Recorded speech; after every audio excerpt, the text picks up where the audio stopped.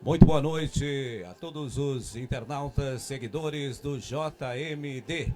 Falamos desde a Casa da Cultura, no município de Tupanciretã, onde acontece nesta noite a palestra sobre o que é o Espiritismo, onde teremos aí a participação de todas as casas espíritas no município de Tupanciretã, que tem aí como presidente Arlete Marisa Gres Bortolini, presidente da Sociedade Espírita Bezerra de Menezes. Marité Quevedo é vice-presidente da Sociedade Chico Xavier. José Roberto Escapim, presidente da Sociedade Amor em Jesus. E também teremos a participação da palestrante do evento, senhora Maria Elizabeth Barbieri, ao qual estarão nesta noite proferindo. Vamos ao protocolo. Sejam bem-vindos. A compreensão da vida desafia a humanidade. E, por vezes, sem ignorar tal entendimento, fazemos-nos infelizes e criamos dificuldades imensas ao nosso redor. Basta uma observação um pouco mais atenta de nós mesmos para identificarmos em nossa essência o anseio pela felicidade, pelo progresso, pela paz. Ainda assim, com uma visão turvada por concepções superficiais e equivocadas, muito frequentemente arrojamo-nos em armadilhas do egoísmo e do orgulho. Iludidos na satisfação de interesses pessoais e da vaidade. Quando, no entanto, dispomos-nos à reflexão e permitimos que a doutrina espírita lance aos nossos olhos e aos nossos corações, percebemos, paulatinamente, que, embora a relevância dos esforços individuais no caminho coletivo, a felicidade e a harmonia com que tanto sonhamos, não podem ser conquistadas sem a interação humana, sem a convivência e sem o auxílio mútuo que nos libertam das algemas da ignorância e fazem de nós criaturas melhores.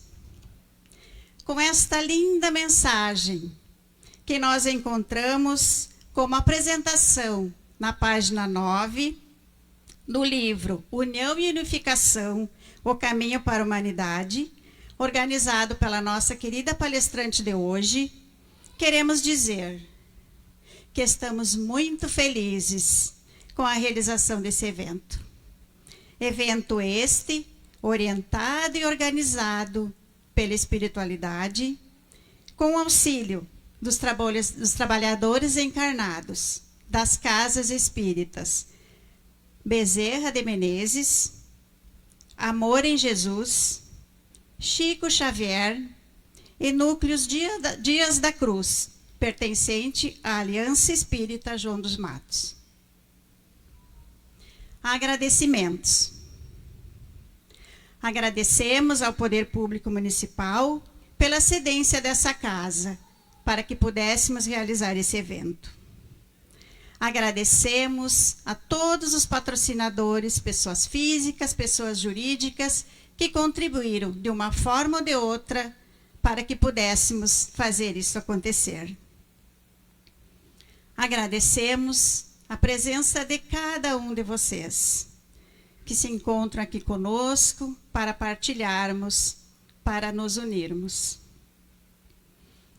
Agradecemos a todos aqueles que nos assistem através da transmissão pela rede social. Agradecemos ao Centro Espiritualista Avó Chiquinha, que com muito carinho aceitou o nosso convite e se encontra aqui conosco, disposto a unir. Que todos possamos, unidos, caminhar para essa transformação, para a nossa transformação, para o nosso conhecimento. Convido a compor a mesa a nossa querida palestrante, Maria Elizabeth Barbieri.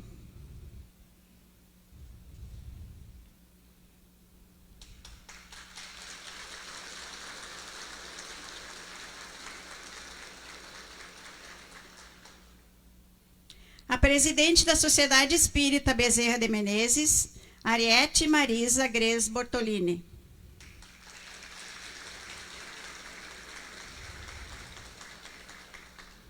O presidente da Sociedade Espírita Amor em Jesus, José Roberto Scapim.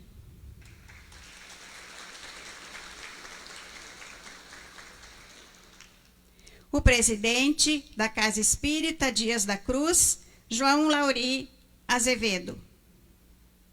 João Auri Azevedo.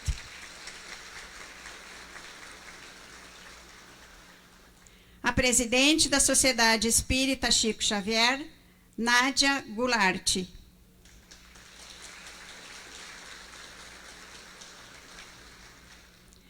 Dulcimar Coelho, representando a UME Santa Maria.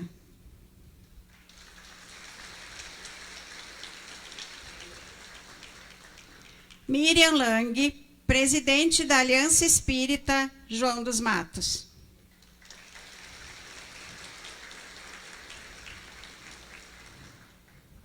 Stefânia Pimentel, representante do Centro Espírita Fraternidade de Cruz Alta.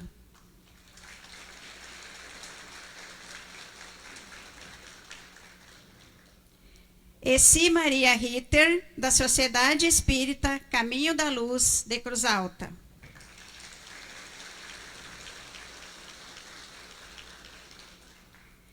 Genir Tissó, Casa Espírita Mãos Unidas de Cruz Alta.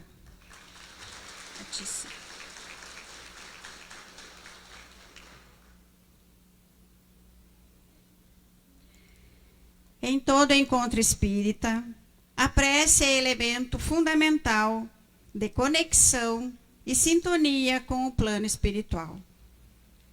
Convidamos Ariete Gres Bortolini e o senhor Rivail Pires de Almeida para nos oferecer um momento de harmonização, prece e conexão com o plano espiritual, para que assim possamos aproveitar melhor cada minuto desta abençoada noite.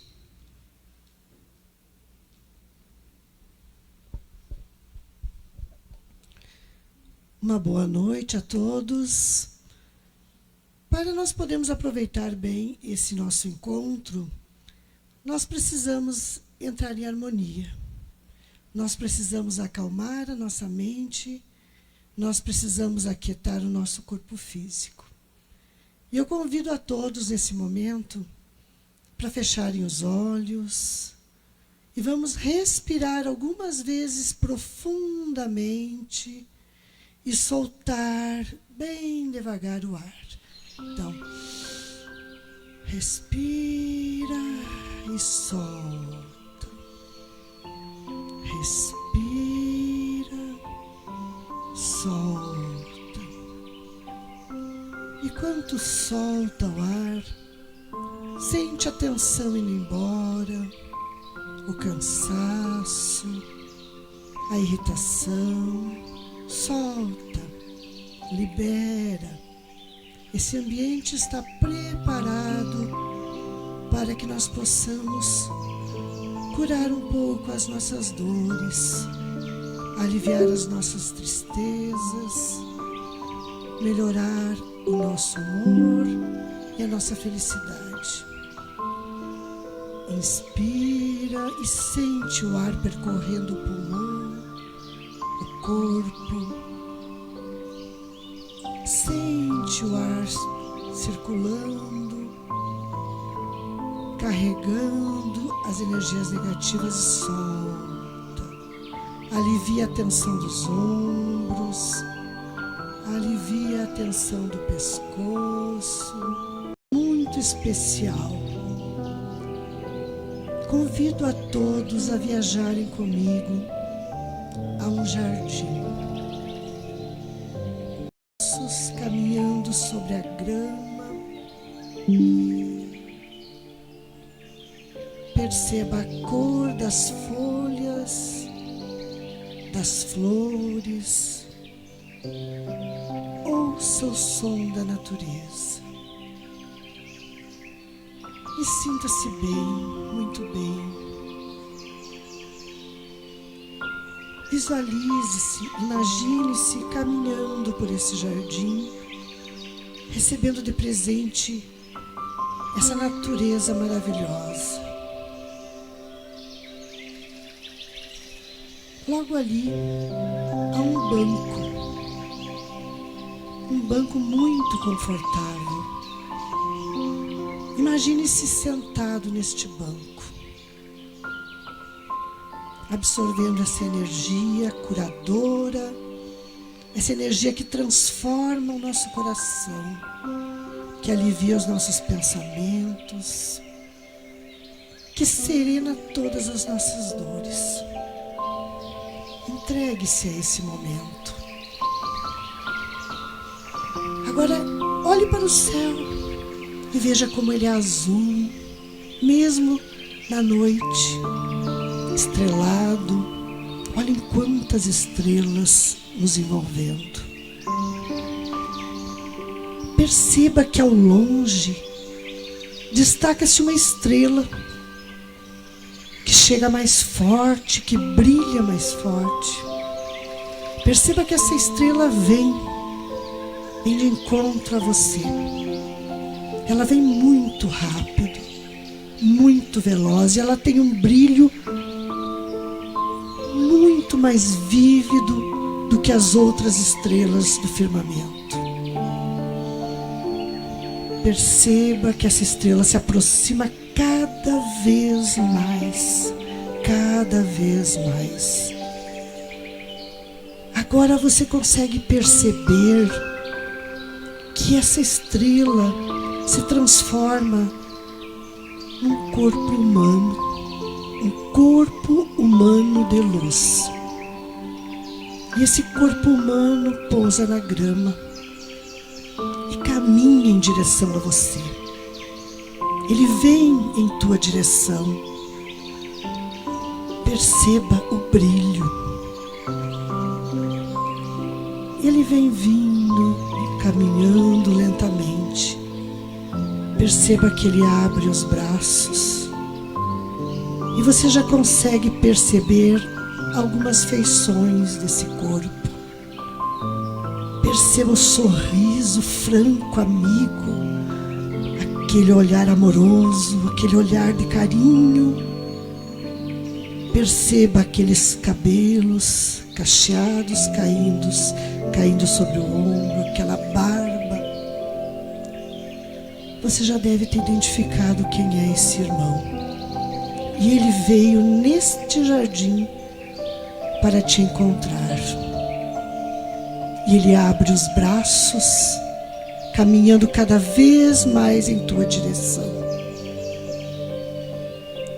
E ele te convida a um abraço.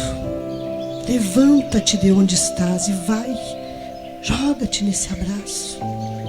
Abraça o Mestre. Ele está te convidando, ele está te chamando. Sente essa luz, essa energia deste Espírito tão iluminado que veio te encontrar. O coração do Mestre se encontra junto ao teu coração. E ele diz ao teu ouvido: meu filho querido, eu ouvi o teu chamado e aqui eu estou. Eu estou aberto para ouvir. Diga o que você precisa nesse momento. Me fale das tuas dores, das tuas angústias, das tuas necessidades. Eu preciso te escutar. E ele silencia-se novamente nesse abraço, pronto para te ouvir. Fale a ele, diga, conte a ele, conte sobre tua vida, sobre tua tristeza, necessidade, fale.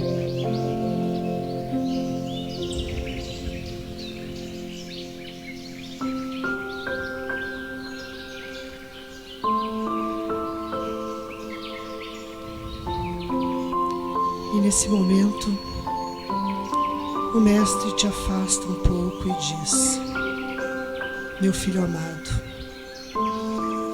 eu ouvi tudo que tu me disseste. E eu preciso dizer-te que é necessário que trabalhes para que tudo isso se concretize. Eu preciso que tu estejas sempre disposto a seguir o meu caminho. Tenha certeza que Deus te proverá tudo aquilo que fores merecedor. E Ele retorna aquele abraço. Sinta aquele corpo de luz em torno dos teus braços, em torno do teu corpo. E abraça-o. Aproveita este momento. E neste abraço, tu começa a perceber que esta luz, que este corpo de luz fica cada vez mais fluídico, mais leve, e ele se dissipa e te envolve todo com essa luz. E a luz do Mestre chega ao teu coração, ao teu corpo, te preenche todo, trazendo harmonia, paz, serenidade, força de vontade para viver. Agradeça a Deus esta oportunidade que teve de encontrar o Mestre, de chegar perto e abraçar o Mestre. Sinta, se quiser chorar, chore, mas agradeça. Agradeça a Deus por esse encontro com Jesus. E agora, mais prontos, mais calmos e tranquilos, como agradecimento pelo que recebemos, nós vamos orar. Nós vamos orar em agradecimento a Deus.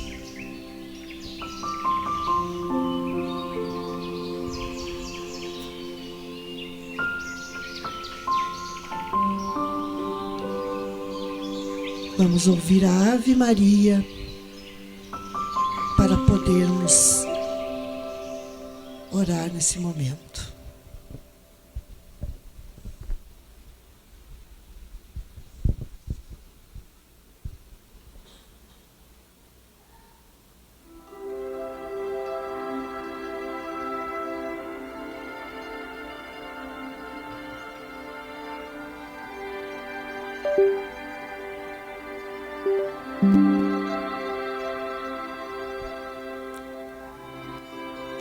Deus, nosso Pai, que sois todo poder e bondade, dai força para aqueles que passam pelas provações, dai luz para aqueles que procuram a verdade, e põe no coração dos homens a compaixão e a caridade. Deus, dai ao viajor a estrela guia, ao aflito a consolação, ao doente o repouso. Pai, dai ao culpado o arrependimento, ao espírito a verdade, à criança o guia e ao órfão o Pai. Senhor, que a vossa bondade se estenda sobre tudo que criastes. Piedade, Senhor, para aqueles que ainda não vos conhecem. Esperança para aqueles que sofrem. Que a vossa bondade permita aos Espíritos Consoladores derramarem por toda parte a paz, a esperança e a fé. Deus, um raio, uma faísca do vosso amor pode abrasar a terra. Deixa-nos beber nessas fontes de bondades infinitas, onde todas as lágrimas secarão, todas as dores se acalmarão. um só coração, um só pensamento subirá até vós, como um grito de reconhecimento e de amor. Como Moisés sobre a montanha, nós vos esperamos de braços abertos. Poder, ó bondade, ó beleza, ó perfeição, queremos de alguma sorte merecer a vossa misericórdia. Deus, dai-nos a força de ajudar o progresso, a fim de subirmos até vós. Dai-nos a caridade pura, a fé e a razão. Dá-nos a simplicidade, que fará de nossas almas o espelho onde se deve refletir a vossa santíssima imagem. Que assim seja.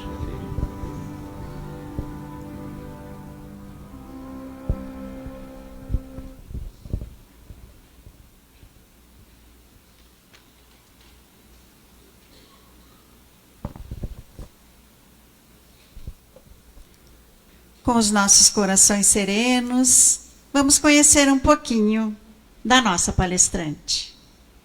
Nossa convidada dessa noite, Maria Elizabeth da Silva Barbieri, nascida em Lavras do Sul, no dia 4 de outubro de 1957. Bacharel em Direito, servidora da Justiça Federal de Primeira Instância do Rio Grande do Sul. Conheceu a doutrina espírita logo após consorciar-se com José Ernesto Barbieri, que lhe apresentou o espiritismo, levando-a a uma sessão pública doutrinária na Sociedade Espírita Vicente de Paulo, em Bagé. Desde esse dia, a racionalidade da doutrina espírita passou a fazer parte indissociável de sua vida.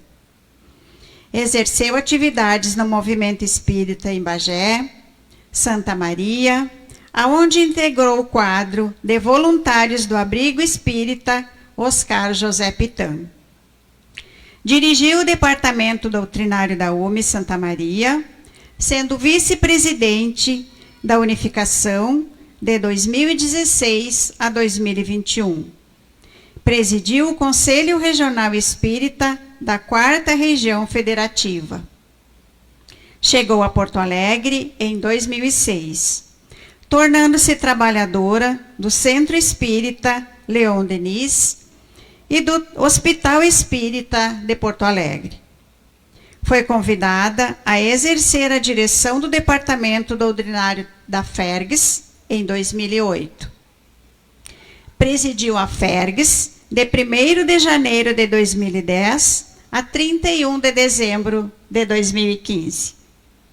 É multiplicadora da área de formação de lideranças da FERGS, autora da editora FERGS, com vários livros publicados, entre eles Cepé, o Guerreiro da Paz, Os Espíritos Contaram, Histórias da Pandemia, FERGS, 100 anos de História e Memória, União e Unificação, Um Século de Luz, FERGS, Um Caminho para a Humanidade, Conte um Conto, mas não aumente um ponto, Riquezas da Alma Peregrina, Gato Gastão e Rato Ramiro, entre outros.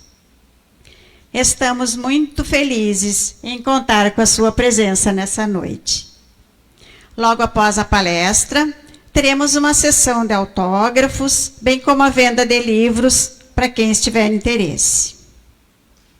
Nesse momento, desfaça a mesa, convido os senhores a ocuparem seus lugares no salão e passo a palavra à nossa querida Maria Elizabeth.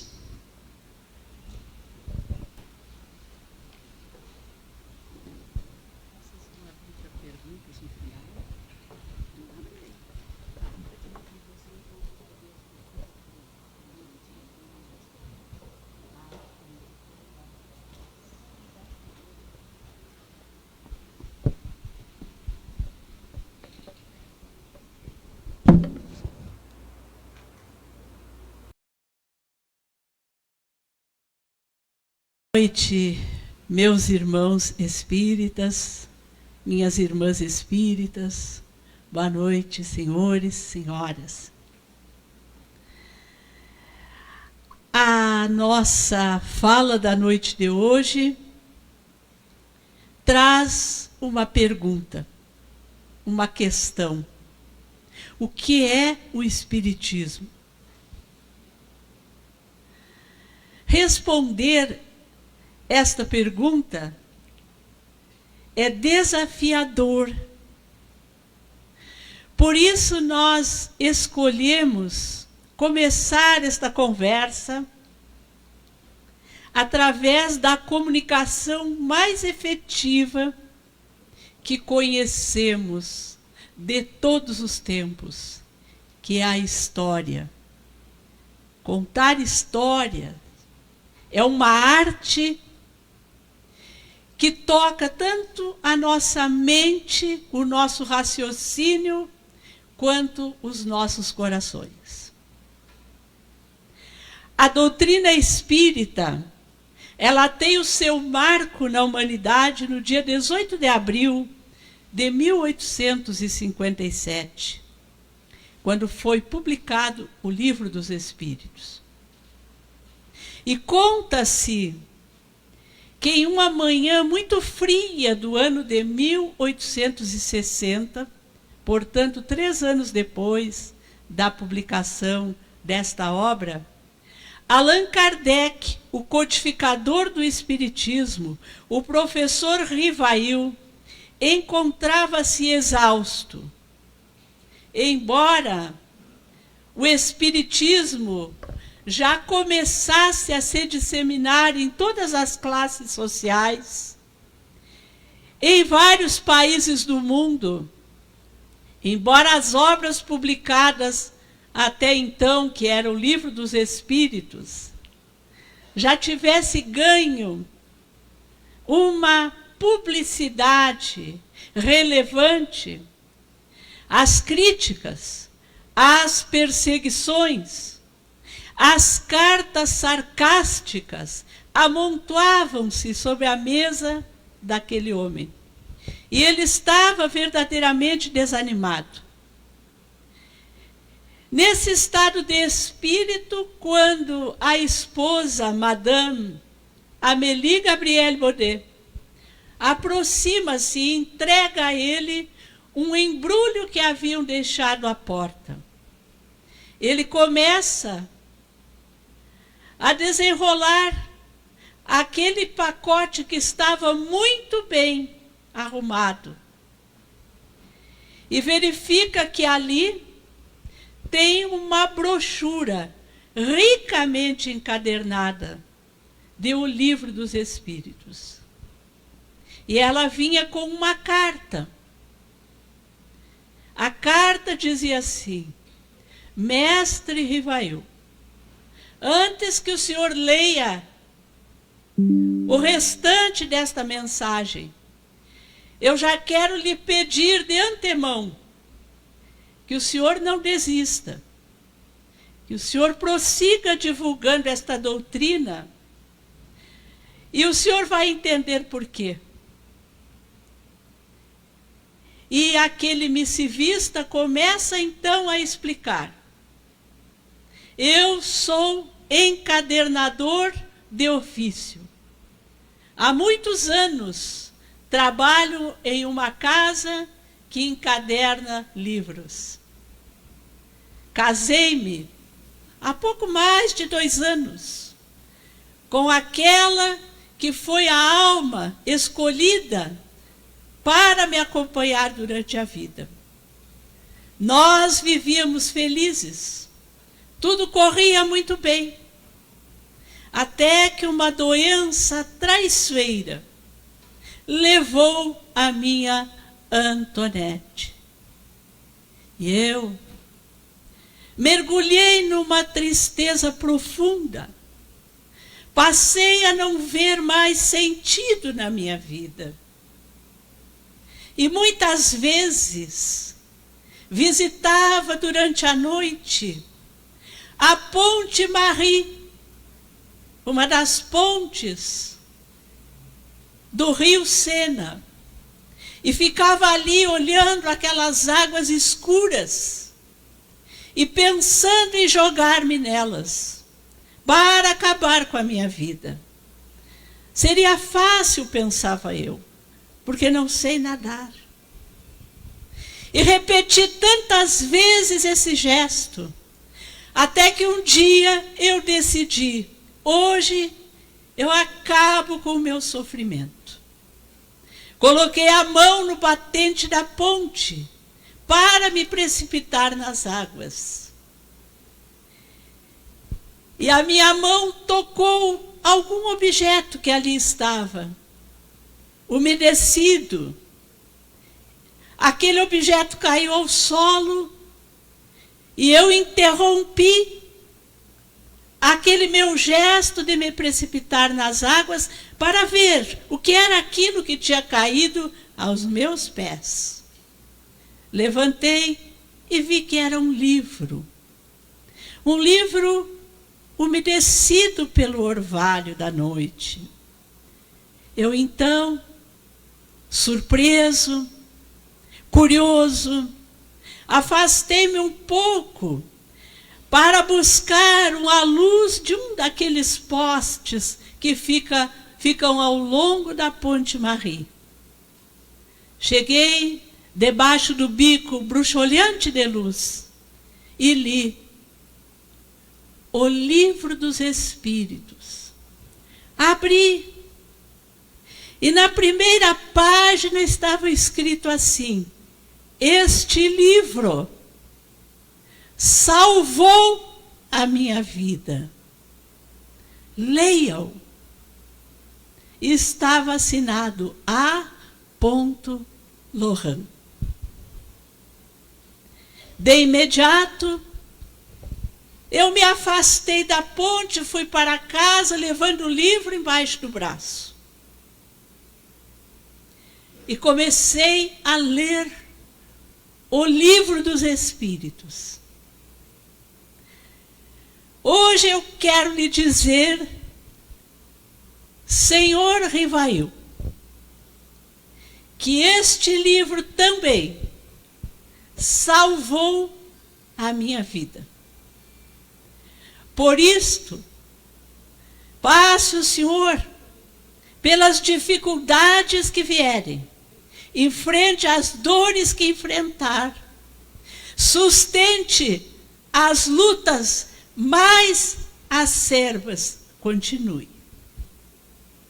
Continue, porque verdadeiramente esta doutrina tem salvo muitas vidas. Allan Kardec fechou o livro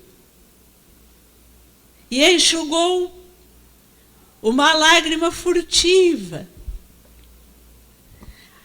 Levantou-se da sua escrivania, foi até a janela e começou a observar as pessoas que transitavam na rua, as mulheres famintas.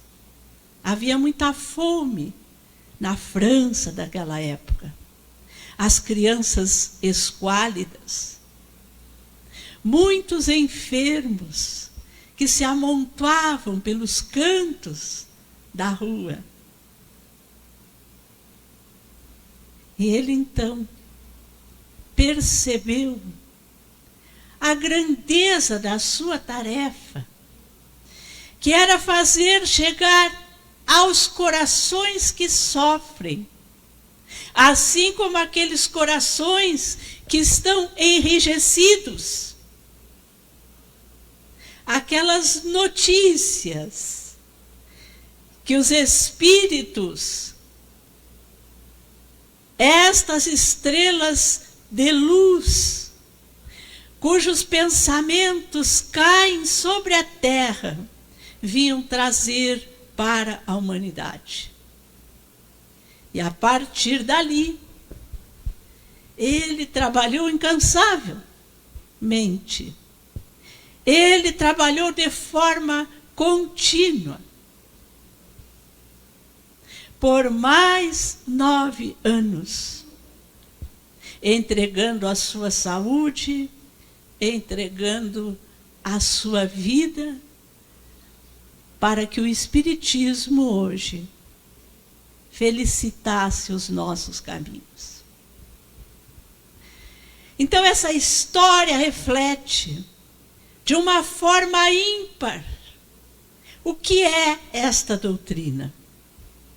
Uma doutrina que tem tríplice aspecto, porque ela é ciência, ela é filosofia e ela é religião. Ela é ciência, porque nós estudamos na doutrina espírita aspectos que dizem respeito à ciência espírita,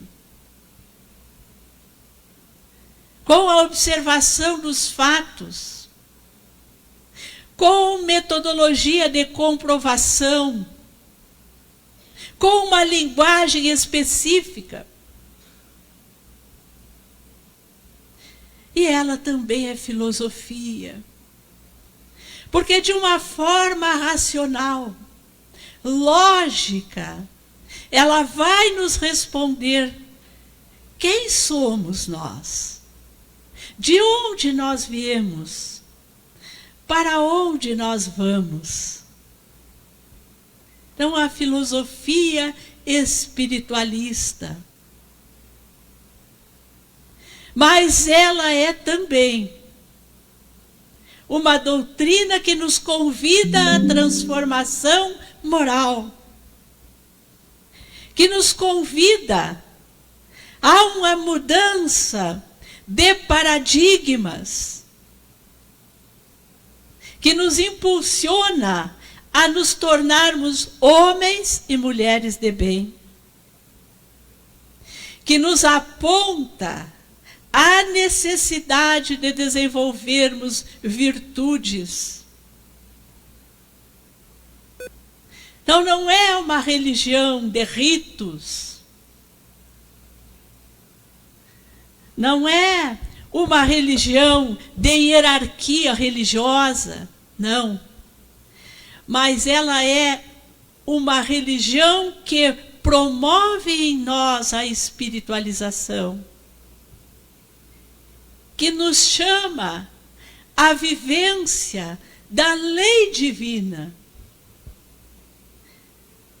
Aquela mesma lei que Moisés recebeu há milênios no Monte Sinai, e que nos dizia que nós devemos amar esse Criador, que uns chamam de Deus, outros chamam Alá, outros terão outros nomes, mas esse Criador que tudo criou, que é eterno, que é onisciente, que tudo sabe, que tudo pode, que é justo, que é bom, que é misericordioso.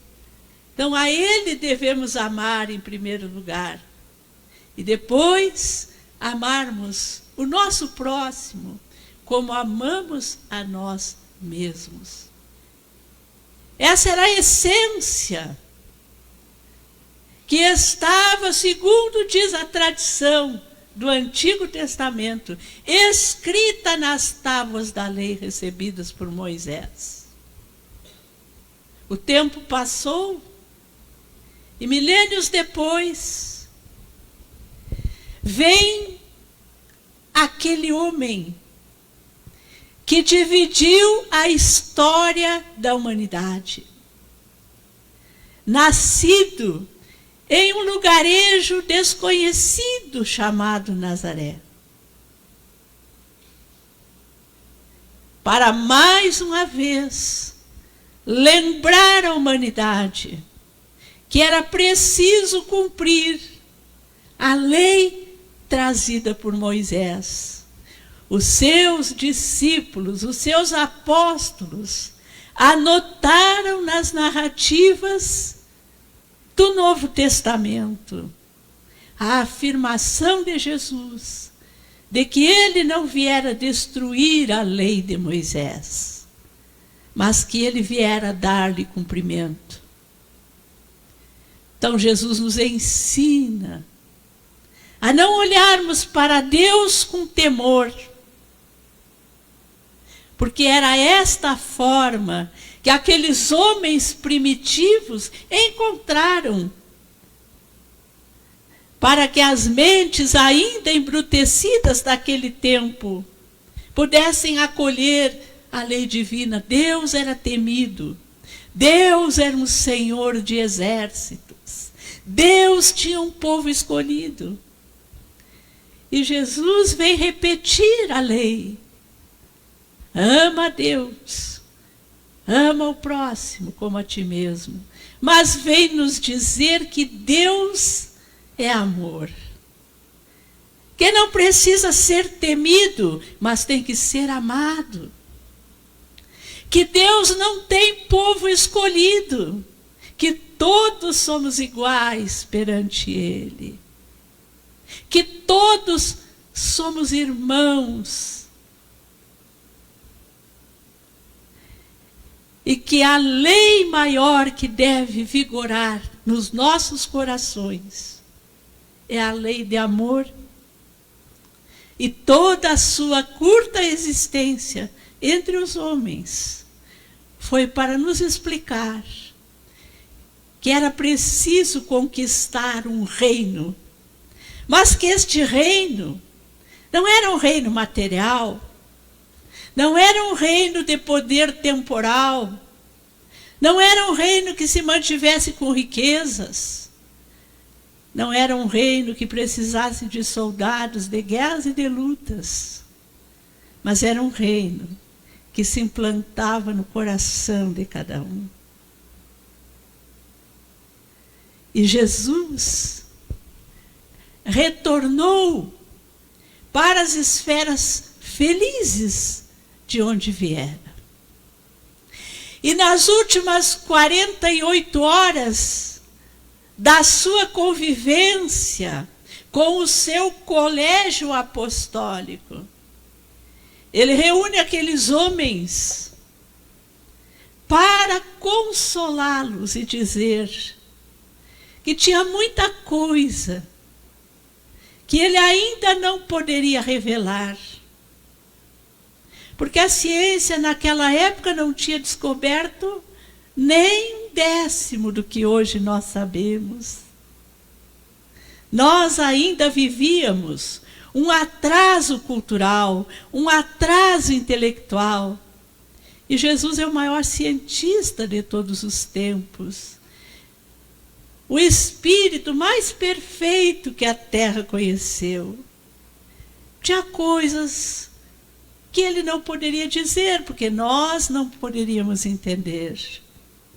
E ele afiança isso aos seus apóstolos e disse: mas eu vos enviarei um outro Consolador, que ficará convosco para todo sempre.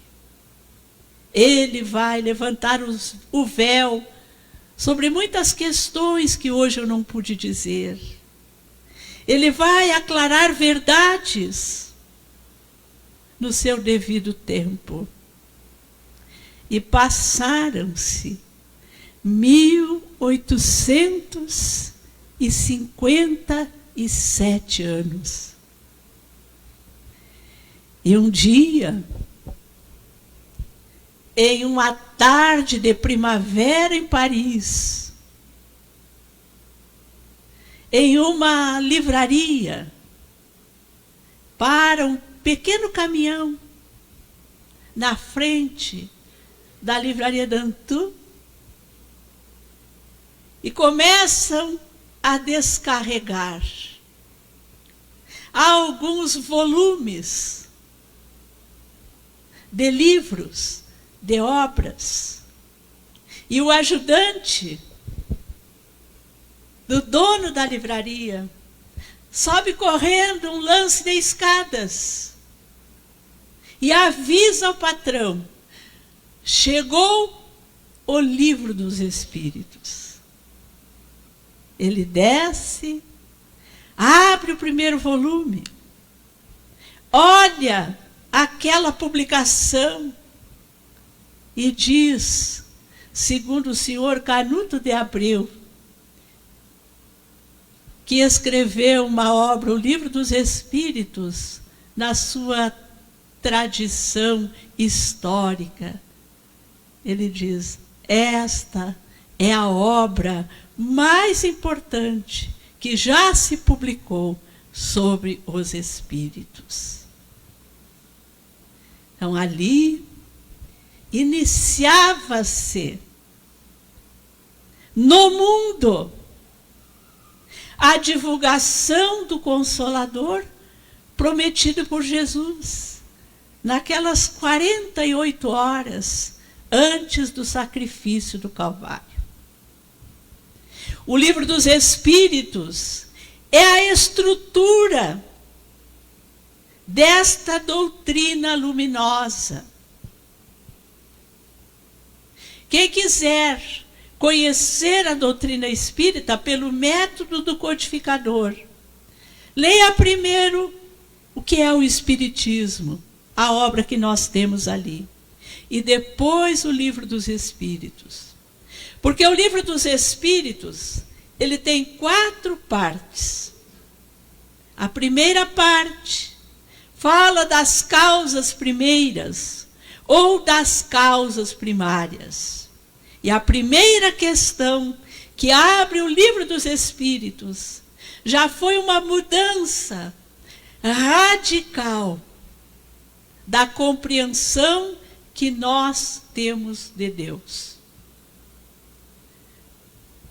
Porque a pergunta de Allan Kardec aos espíritos que editaram a codificação não é quem é Deus. Porque antes, para nós, Deus era um senhor de longas barbas, sentado em um trono, controlando o mundo. Nós tínhamos um Deus antropomórfico, um homem em ponto grande. Então Kardec não pergunta quem é Deus, porque ele sabia que Deus nada tem a ver com a estrutura humana, com a concepção de homem que nós temos. Mas ele também não pergunta o que é Deus, porque quando nós perguntamos o que, nós estamos falando de algo, de alguma coisa relacionada à matéria. E Deus também não tem conexão com isso. A pergunta é, que é Deus? E aí nós temos uma abstração profunda. Aí nós temos um ponto de reflexão maiúscula. Porque os espíritos respondem, Deus é a inteligência suprema. É a causa primeira de todas as coisas. Isso dá milhares de teses. E passe o tempo que passar, a nossa inteligência, à medida que ela vai se aprimorando, nós vamos compreendendo mais e mais o que os espíritos quiseram dizer com essa resposta simples, que são 2 expressões. É a inteligência suprema. É a causa primeira de todas as coisas. Então, a primeira parte do Livro dos Espíritos vai falar desses princípios, das causas primeiras do bem e do mal de Deus. E depois nós vamos encontrar a segunda parte, que vem a grande revelação estudada pela doutrina espírita, que é o mundo espírita ou o mundo espiritual. É claro que os espíritos, eles são de todos os tempos. O espiritismo não criou os espíritos, não criou a comunicação, mas o estudo científico destas realidades, isto sim. Porque até então, tudo aquilo que estava adstrito aos espíritos era visto como sobrenatural, como maravilhoso, como alguma coisa que estava fora das leis da natureza. E o Espiritismo veio dizer: não, os espíritos são apenas as almas dos homens, sem o corpo físico. Veio nos ensinar como é que eles nascem, como é que retornam para o mundo espiritual e voltam para a Terra, quais as condições dos espíritos na espiritualidade, como se comunicam conosco. Esta é a segunda parte do Livro dos Espíritos. Assim como a primeira parte, ela é abordada e aprofundada na obra A Gênese, a segunda parte é aprofundada na obra O Livro dos Médiuns. A terceira parte. A terceira parte é a nossa necessidade premente desses tempos, porque ela fala sobre as leis morais. A mesma lei recebida no Sinai, a mesma lei explicada por Jesus. Os espíritos vêm ensiná-la e Kardec a coloca de forma pedagógica, didática, dividindo a lei moral em 10 partes, falando sobre a forma como devemos adorar a Deus, aquilo que nós devemos emprestar ao trabalho. O que é o trabalho? A lei de reprodução, a lei de destruição, a lei de conservação, a liberdade, a igualdade, a lei de justiça, amor e caridade, a lei de sociedade, os laços sociais. Tudo isso nós vamos encontrar na terceira parte de O Livro dos Espíritos. Ali nós temos um roteiro para a convivência humana. Quando nós aprendermos a trazer para a nossa vida de relação os princípios que estão na terceira parte do Livro dos Espíritos, a maioria dos problemas enfrentados pela humanidade estarão superados. E enquanto a humanidade não superá-los, se nós trouxermos para a nossa vida, nós teremos superado a maioria das nossas dores, dos nossos dissabores, dos nossos sofrimentos. E é esta parte terceira que Allan Kardec vai trazer depois, de uma forma detalhada, em uma obra que completa neste ano 160 anos de edição.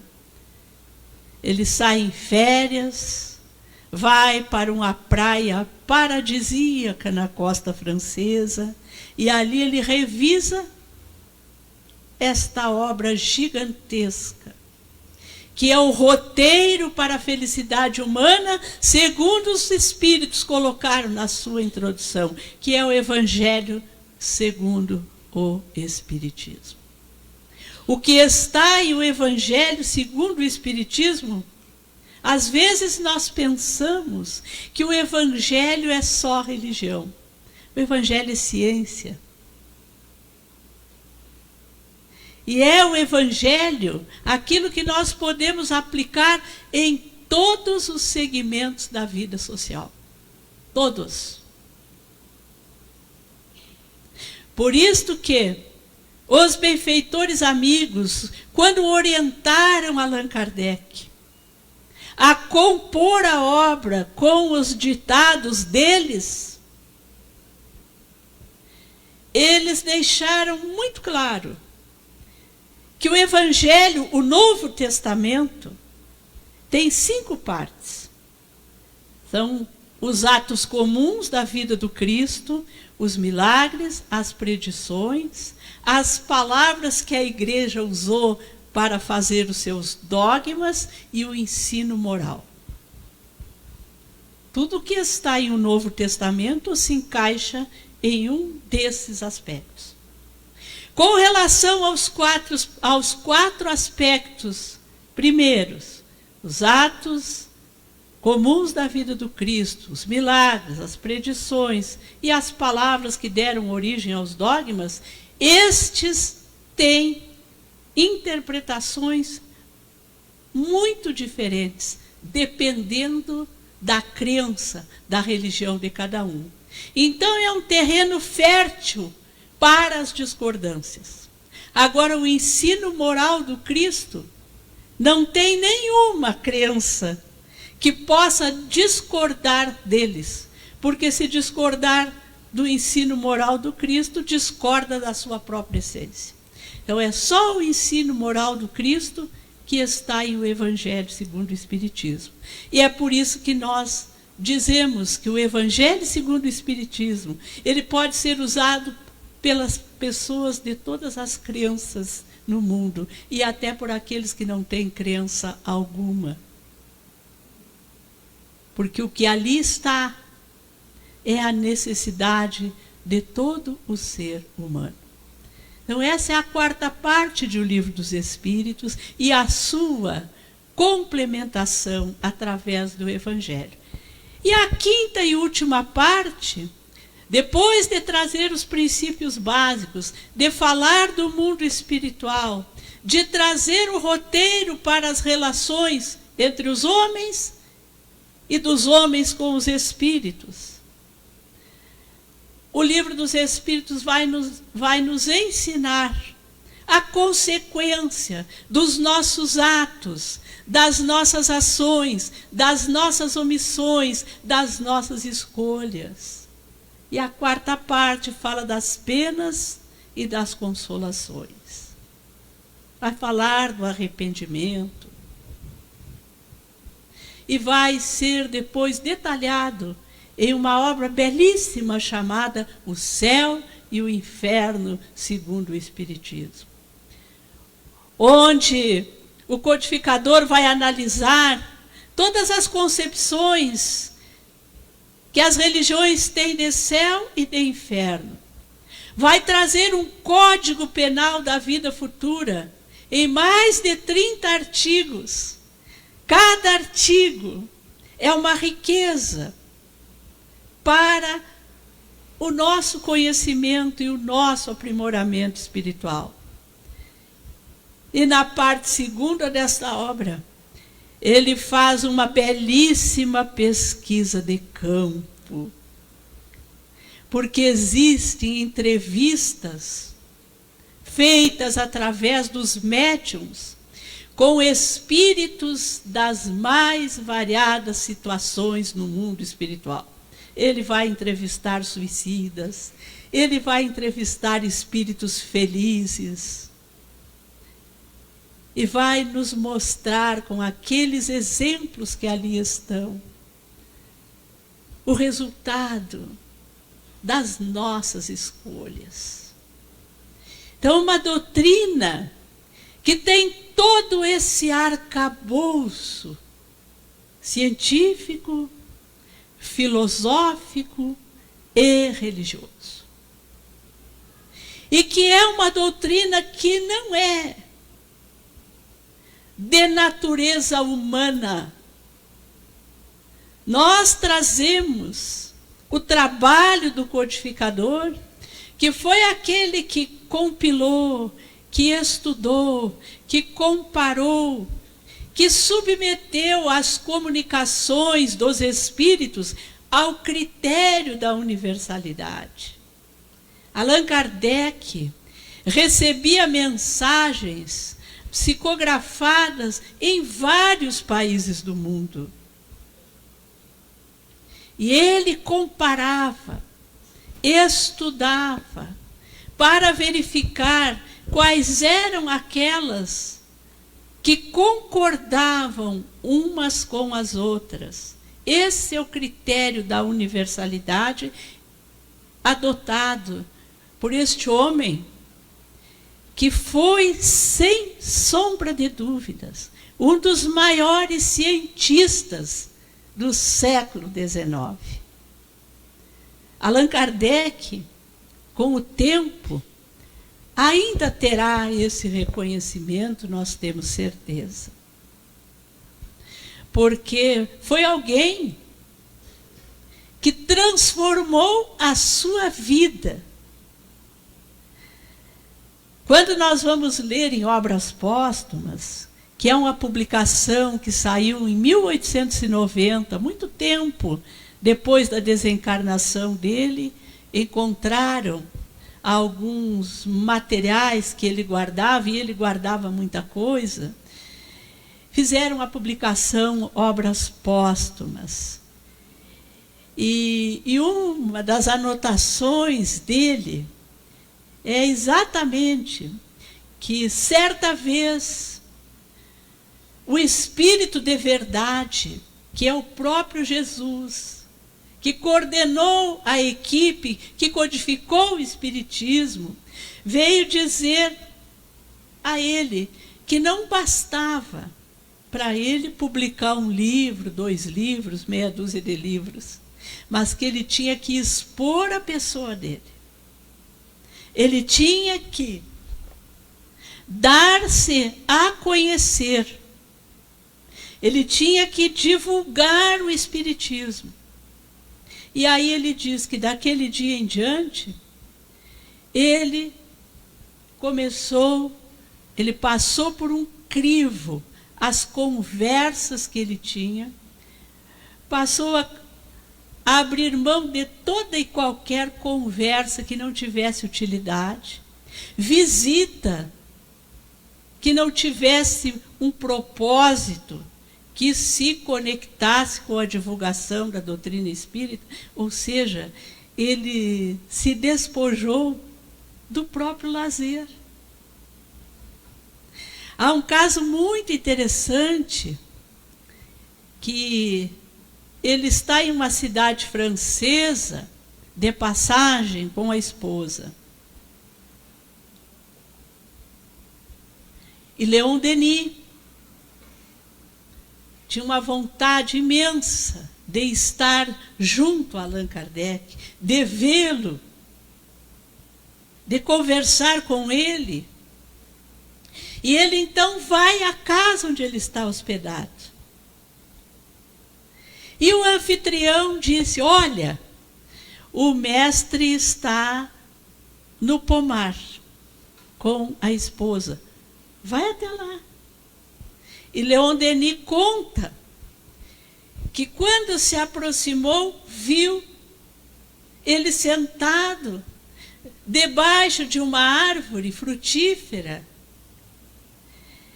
E Amélie colhia uma fruta, descascava e ofertava para ele.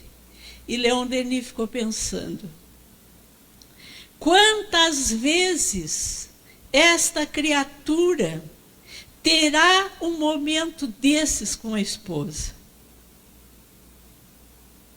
Porque Kardec, quando saía em férias, ele fazia as viagens. Aquelas viagens que nós lemos no livro, Viagem Espírita de 1862 e outras viagens, era feita de trem na Europa, nas férias dele. Ele tinha um espaço de tempo.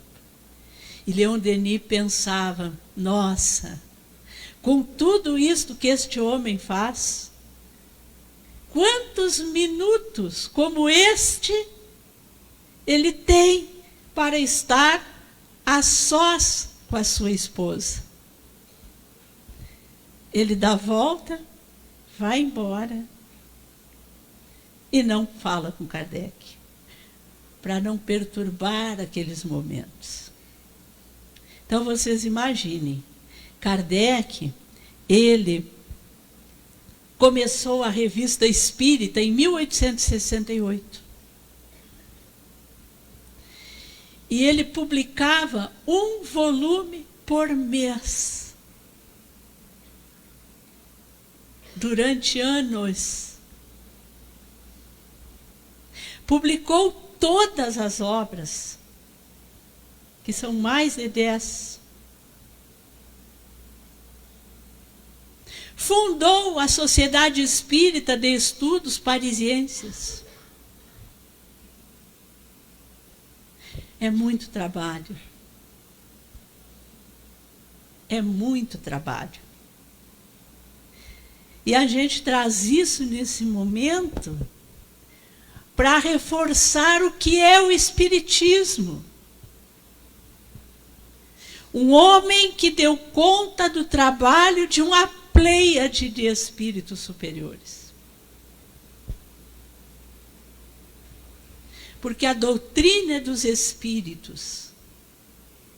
Mas para que ela se corporificasse no mundo, passou pelas mãos abençoadas de um professor que abriu mão. Ele já era um escritor reconhecido, ele era um pedagogo que tinha assento na academia.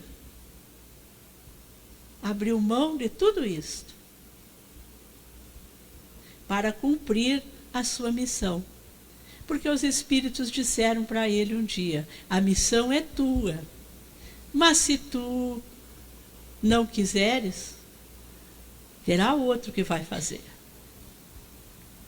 Isso é muito importante para todos nós que estamos à frente de trabalhos espíritas, que somos dirigentes. A tarefa é nossa agora, mas se a gente não fizer, outro vai fazer. Porque Jesus precisa atender os que sofrem. O mundo precisa avançar. E não é a nossa inércia, a nossa má vontade, a nossa preguiça que vai deter o progresso. Então, o Espiritismo é esta doutrina que tem reerguido das sombras do erro muitas criaturas. Às vezes, com o tempo vai passando e nós vamos conhecendo pessoas que às vezes vieram para um atendimento fraterno, que às vezes vieram para receber um passe, e que às vezes nunca mais nós vemos. E quando reencontramos, a gente leva um choque. Porque a gente verifica a criatura reconstruída que está ali. Às vezes não é trabalhador espírita, porque também esse não é o nosso objetivo, transformarmos todos em trabalhadores do centro espírita, mas é em transformarmos as criaturas em homens de bem. Certa feita, eu encontrei um evangelizando meu. Foi evangelizando meu na juventude há muitos anos. Hoje, já está com os filhos moços e professa uma outra religião. Ele me encontrou, me abraçou e disse assim: olha, eu quero te dizer uma coisa. Eu não sou espírita. Eu acho que eu ainda não tenho condições de ser espírita. Mas uma coisa eu quero te dizer. Depois daqueles encontros de evangelização, eu era uma pessoa que eu não tinha nenhum escrúpulo em me apropriar do que não era meu. Depois daquelas aulas, eu nunca mais fui capaz de pegar qualquer coisa que não seja minha. Aí eu abracei ele e disse: meu filho, essa é a transformação do Espiritismo. O que o Espiritismo podia fazer por ti, ele fez, e de uma forma magnífica. Porque é uma doutrina racional. Ela não tem misticismo. Ela não te ameaça. Ao contrário, o Espiritismo nos diz que nós podemos fazer aquilo que quisermos, até errar. Sabe por quê? Porque a responsabilidade é nossa. Deus não vai nos castigar. Quando nós erramos, nós nos castigamos. Porque nós temos uma consciência que rejeita o mal e que anseia pelo bem. É isto que a doutrina espírita nos ensina. Nós não somos culpados, nós somos responsáveis. Nenhum mal é para sempre. Todo mal é transitório. Nós não nascemos para sofrer. Nós nascemos para sermos felizes. Mas como? E se eu nasço com uma doença que não tem cura? Pois é. Mas essa doença é resultado de um ato anterior que fez com que eu imprimisse no meu corpo sutil a necessidade de trazer essa enfermidade. E se eu entender isso e olhar para ela como um processo transitório que vai fazer de mim um espírito melhor e me deixar reencarnar depois em situação melhor, isto é a razão de consolação, e é por isso que o Espiritismo é o consolador prometido. Porque quando nós entendemos as coisas sob esta ótica, nós deixamos de ser vítimas dos outros, de nós mesmos. Nós passamos a ser agentes, nós temos a nossa vida nas mãos. Nós podemos nos transformar. E é por isso que os centros espíritas, as nossas casas aqui de Tupãnciretã, têm grupos de estudo abertos para que nós possamos compreender estas lições magníficas, que são as lições do Cristo, aclaradas pela doutrina dos Espíritos. Nós verificamos que todos nós, sejamos presidentes, sejamos trabalhadores, sejamos frequentadores dos centros espíritas, somos criaturas comuns. Somos pessoas com necessidades as mais diversas. Mas somos, sim, cientes de que trazemos uma bagagem vastíssima de conhecimentos que nós já oferimos em outras vidas. E que hoje nós estamos aqui desempenhando um papel no palco da existência. E esse papel é aquele mais adequado às nossas necessidades. Tudo que nós experimentamos, tudo que nós passamos, tudo que nós sentimos, muitas vezes foi solicitado por nós.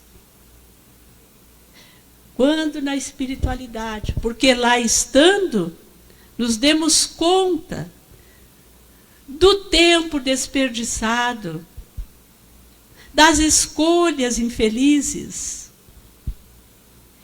E nós somos imantados por uma força maior, que é aquele que nos criou. Deus nos atrai para Ele, sempre. Então nós podemos resistir o tempo que for, mas nós nunca deixamos de sentir essa força de atração. Vai, que a gente cansa de resistir. E aí tomamos o rumo que é o rumo da perfeição, porque o Espiritismo nos ensina isto, que todos nós fomos criados simples, ignorantes, ou seja, com todo o conhecimento a desenvolver e com todo o sentimento a aprimorar. E isso nos levará à perfeição relativa. Nós somos Cristos em potencial. E foi Jesus que disse isso. Vós sois deuses. O que eu faço, vós podeis fazer e muito mais.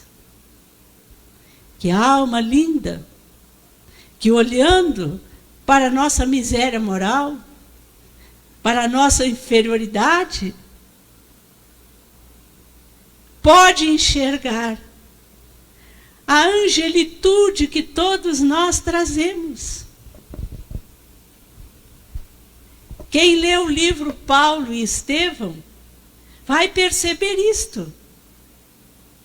Que quando Jesus encontra Saulo na estrada de Damasco, não é o perseguidor dos cristãos, não é aquele homem perverso que estava indo matar Ananias, um servo leal do Cristo. Não.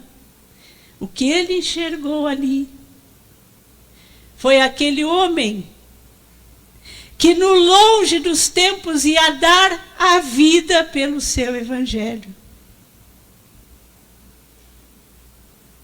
Então pergunte-se, a cada dia, quando fizeres a tua prece, quem Jesus enxerga em ti? Quem tu podes ser? Que anjo está aí dentro? E o que está detendo o voo deste anjo? Então, se nos perguntarmos mais uma vez o que é o Espiritismo, talvez nós possamos dizer como Cassimiro Cunha, este poeta que ficou cego de um olho aos 14 anos e que ficou cego do outro aos 16, que era pobre e que deixou versos lindíssimos pela psicografia do nosso querido Chico Xavier. O Espiritismo é uma luz gloriosa, divina e forte, que clareia toda a vida e ilumina além da morte. Se buscas o Espiritismo, norteia-te em sua luz. O Espiritismo é uma escola e o mestre amado é Jesus. Muito obrigada.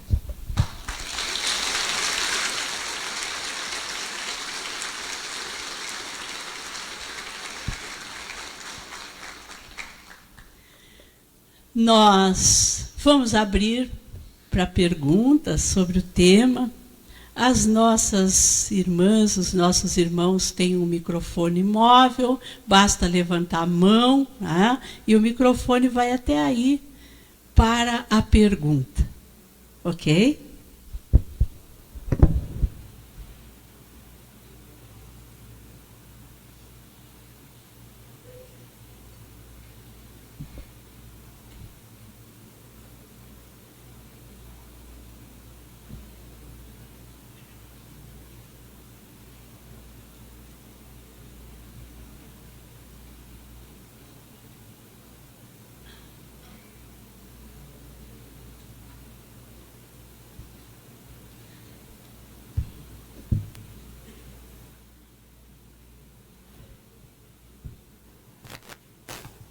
JMD, aqui desde a Casa de Cultura, onde acontece a palestra, primeiro encontro de Casas Espíritas, que acontece na Casa de Cultura, no município de Tupanciretã, onde tivemos aí, né, expositora espírita Maria Elizabeth Barbieri, que é natural da cidade de Lavras do Sul, um profundo conhecimento sobre o espiritismo. O que é o espiritismo?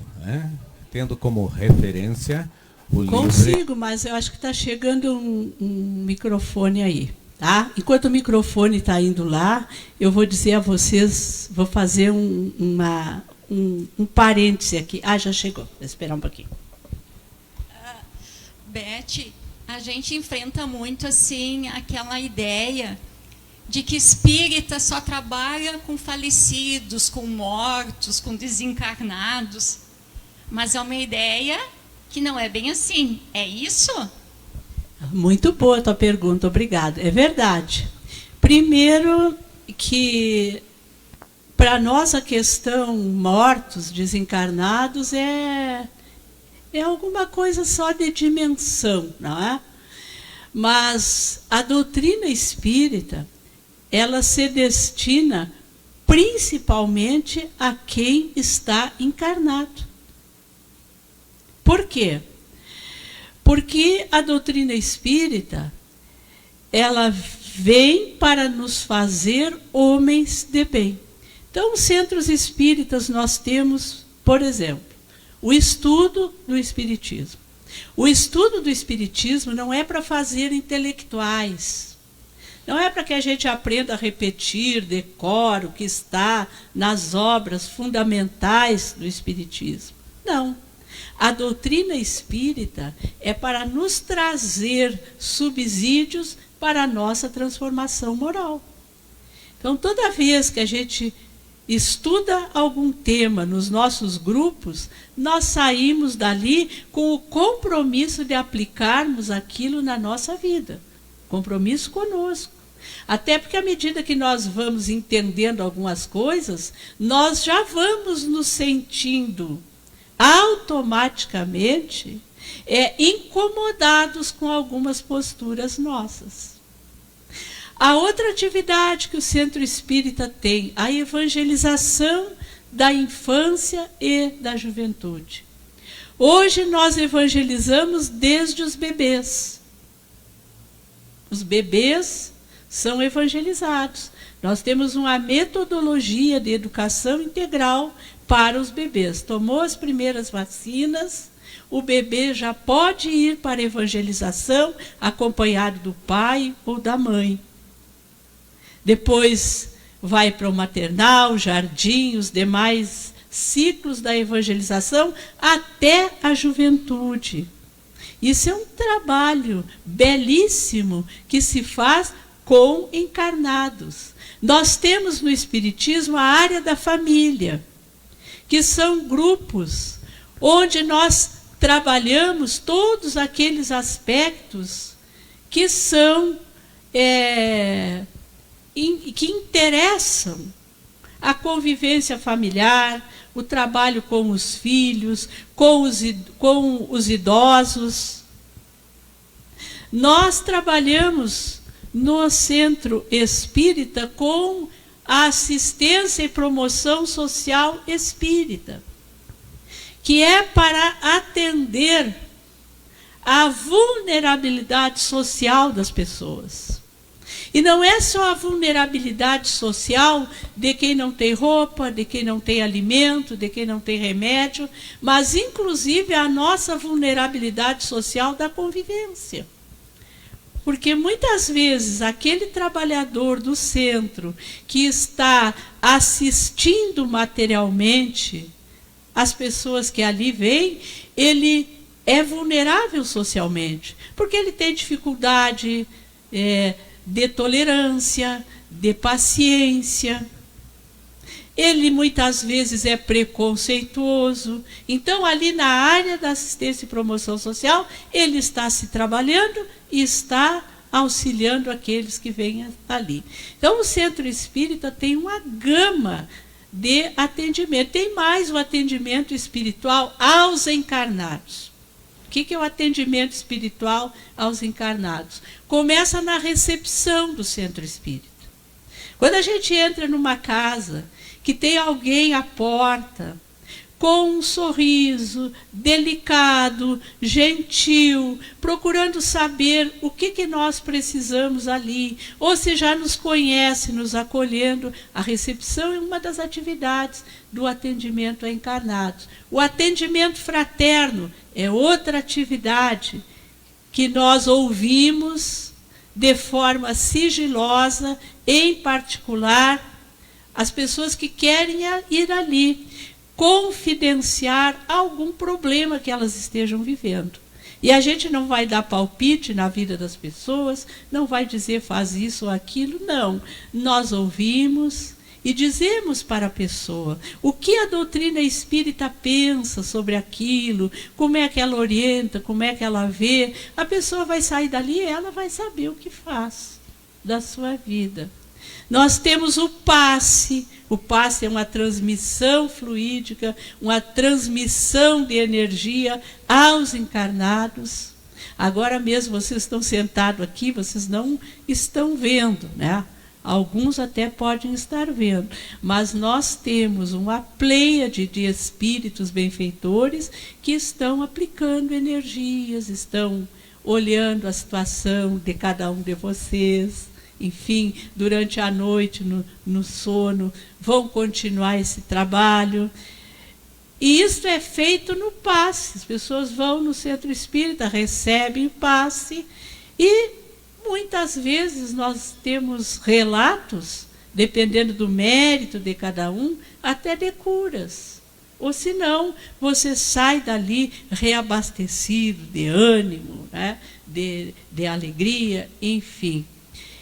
E temos também, ainda na área do atendimento espiritual, um trabalho que se chama Explanação do Evangelho à Luz da Doutrina Espírita, em que nós estudamos o Evangelho em sequência e vamos também trabalhando numa sessão pública, né, com as pessoas que ali vão. E as irradiações, que são emissões fluídicas através da prece à distância que nós fazemos. Então vejam que o centro tem uma quantidade de atividades voltada para os encarnados. E até as reuniões mediúnicas, que equivocadamente muitos de nós achamos que na reunião mediúnica a gente atende os espíritos desencarnados. E não é isso que Allan Kardec diz. Quando ele codificou o livro dos médiuns, ele vai nos mostrando todos os tipos de médiuns que ele estudou.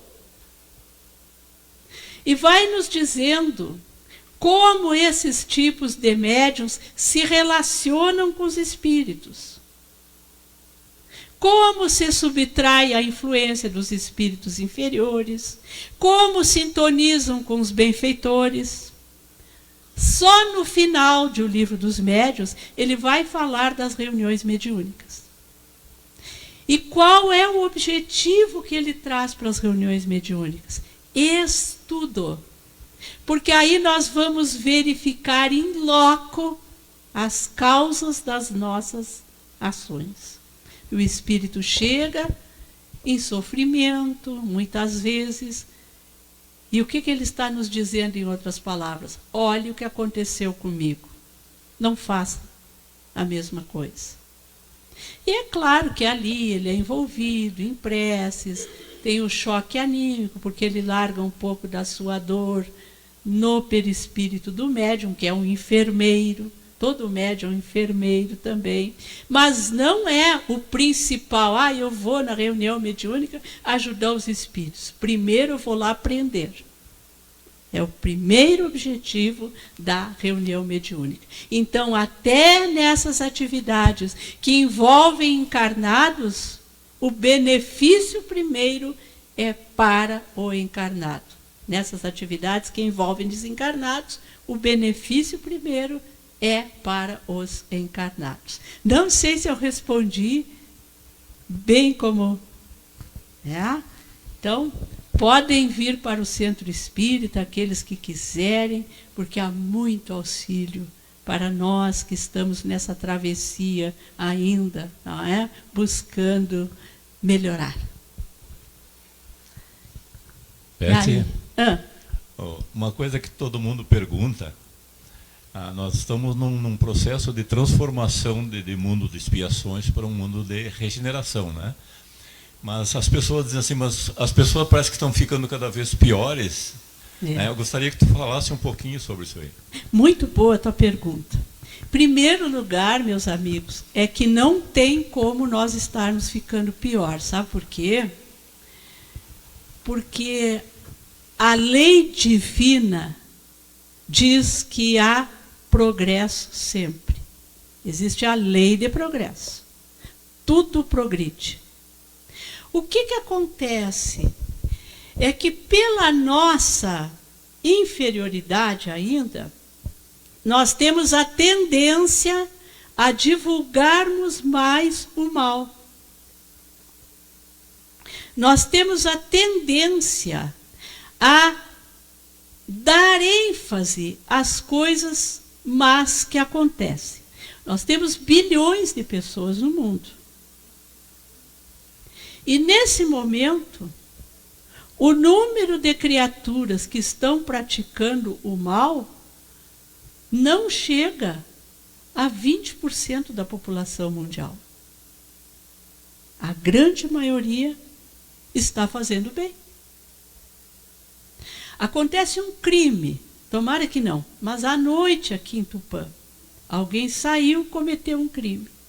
No outro dia, a imprensa, o rádio, o jornal, está cheio daquela informação. Mas às vezes não está ali, que na hora em que esta pessoa estava praticando o crime, tinham milhares de outros nos hospitais cuidando dos doentes, nas creches cuidando das crianças, fazendo orações pelos enfermos, preparando aula para os alunos no outro dia. Então, esta sensação de que o mundo está pior, primeiro se deve a isso. E outra, que o mal é muito barulhento. Tem uma frase que eu gosto muito, que diz que o bem calça sandálias de veludo para não ser percebido. E os espíritos dizem isto de uma outra maneira, na questão 932 do Livro dos Espíritos, se não me engano. Quando pergunto por que não raro o mal prepondera sobre o bem, e os espíritos respondem, porque o bem é tímido. Quando os bons quiserem, eles preponderarão, porque eles são em maior número. Os bons já são em maior número. É que muitas vezes, é claro que a gente não faz alarde do bem. E o que faz alarde é o mal. Agora, nós não podemos nos render, e foi muito bom trazer essa questão. Ser bom é agir no bem. Porque também os espíritos nos ensinam. A omissão, nós respondemos se fazemos o mal e respondemos se deixamos de fazer o bem. Porque às vezes aquilo assim, mas eu não faço mal para ninguém. Mas eu preciso fazer o bem, porque se eu não fizer o bem que me cabe, eu respondo pelo mal que essa omissão causou.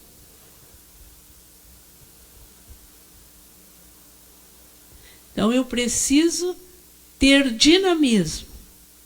No limite das minhas forças, eu preciso praticar o bem.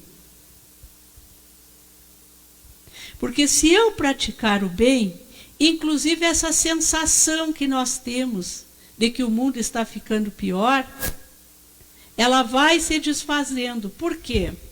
Porque à medida que eu pratico o bem, eu vou agregando à minha volta outras mentes devotadas ao bem. eu vou estabelecendo uma sintonia positiva. Vocês já viram como é difícil a gente ficar perto de alguém que se lamenta por tudo? Que tem uma avaliação negativa de tudo que acontece? Que reclama das coisas incessantemente? Por quê? Porque isso emana miasmas negativos. Não vale a pena, né? Não vale a pena. Então, quando nós nos transformamos num polo que irradia energias boas, nós vamos aglutinando. E é na obra A Gênese, que é uma obra científica, que vai nos dizer que qualquer parcela do bem suplanta o mal.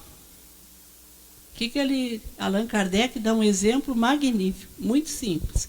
Ele diz que se nós entrarmos num ambiente com ar viciado, tem odores nauseabundos ali, a gente sente aquele ar pesado que às vezes continua no de provas e expiações, porque ele está sentindo assim. Então, a primeira mudança que precisa haver é aqui. Por isso que Jesus cunhou inúmeras parábolas para nos explicar o que era o reino dos céus. Porque é o reino que nós precisamos estabelecer.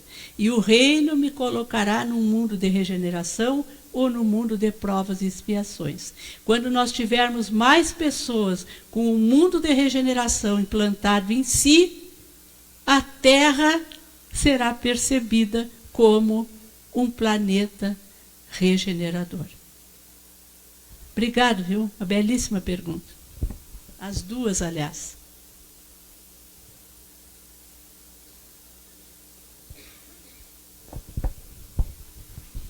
Eu gostaria de perguntar para a irmã, falar um pouquinho sobre o potencial que o ser humano tem dentro de si.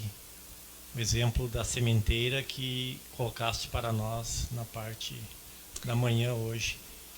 Muito bom. E gostaria de complementar assim também, Beth, porque a vida ela é movimento, né? E nós temos um potencial e temos também as ferramentas necessárias. E nós devemos abrir essa caixa de ferramentas, porque a bondade divina nos oportuniza a todos os dias, a todos os momentos, essa convocação dos ensinamentos de Jesus. E gostaria também que tu falasse um pouquinho, porque muitas vezes nós falamos que o trabalho ele é pesado. E como eu te disse ontem à noite, José Roberto para serviços leves. E como tu dissestes, quando a gente trabalha nesses ensinamentos, através da doutrina de Jesus, o jugo é leve e suave. Por quê?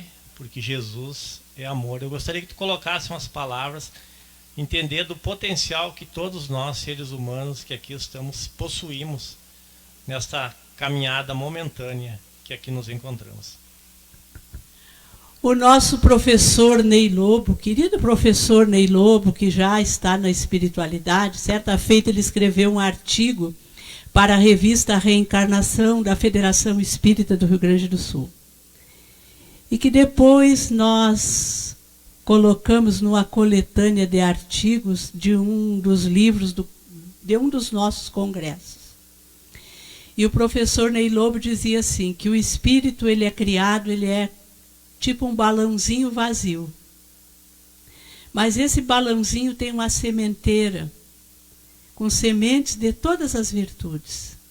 A verdade, a tolerância, o altruísmo, a bondade, o perdão, tudo isso, como somos filhos de Deus, nós trazemos em semente. A cada vida, nós vamos aprendendo a cultivar essas sementes, até que a gente vai enchendo esses espaços vazios desse balãozinho, porque o mal não é senão a ausência do bem, não é?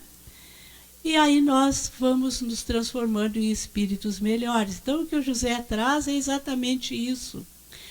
O quanto nós somos convidados a preenchermos o espaço do mal que há em nós, com o cultivo do bem, dessas boas sementes, dessas potencialidades que todos nós trazemos. Alguns de nós demoram mais, outros menos tempo, mas o certo é que a semente está lá. E mais dia, menos dia, ela floresce. Tem uma imagem que eu uso muito, né? Que é a imagem do anjo. O anjo que nós somos é um projeto divino, então não tem erro. Deus não falha. Ah, tem aquela música, eu sempre repito, aquela música da evangelização. Um dia todos nós seremos anjos. Isso é projeto divino. A gente pode resistir, a gente pode demorar, mas um dia nós seremos anjos. E quanto mais cedo nós acreditarmos nisso e trabalharmos para isso, melhor.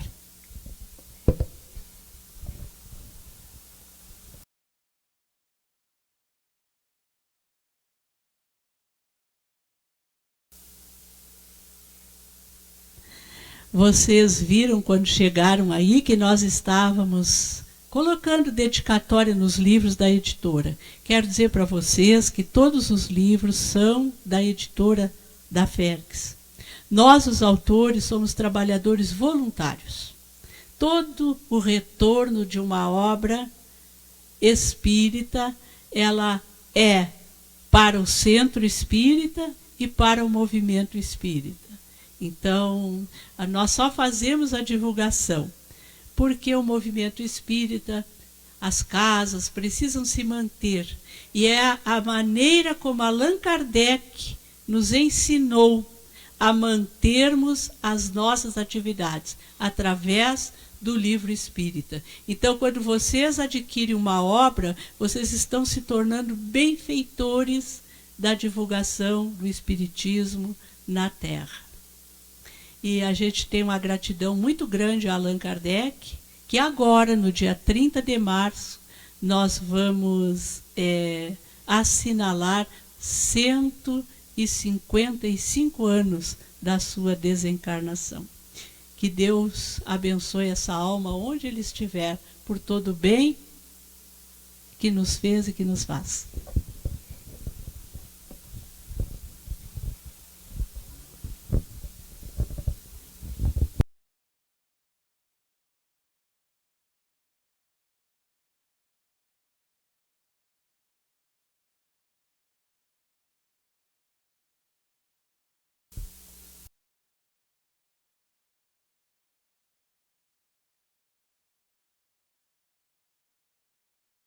Da Casa Espírita Amor em Jesus, a entregar um mimo para a nossa palestrante. José Roberto.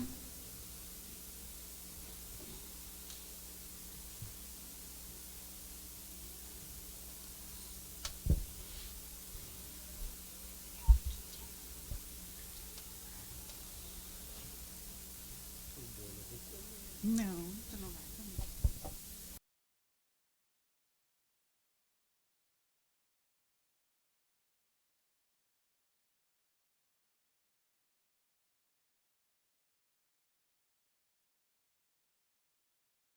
Momento, então, está sendo realizado este ato importante, solene, para as casas espíritas do município de Tupã-Siretã, com a palestra que foi executada pela Maria Elizabeth Bortolini.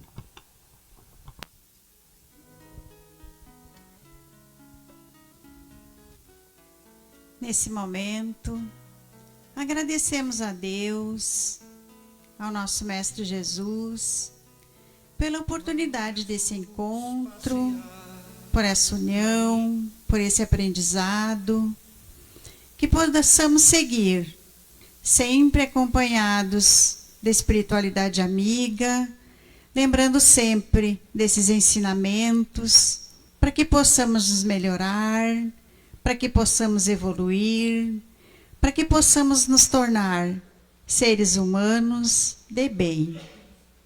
Agradecemos a presença de todos, que possamos ter mais momentos como esse, de aprendizado, de amor, de crescimento. Muito obrigada. A nossa querida Elizabeth estará à disposição para quem quiser pegar autógrafo, olhar os livros ali com ela. Está à disposição ali, por favor. Muito obrigado pela presença de todos.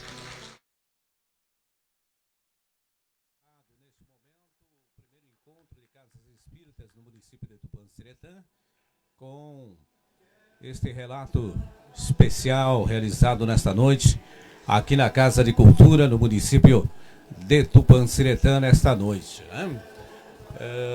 Um trabalho excepcional de todos aí que estiveram presentes, atentamente ouvindo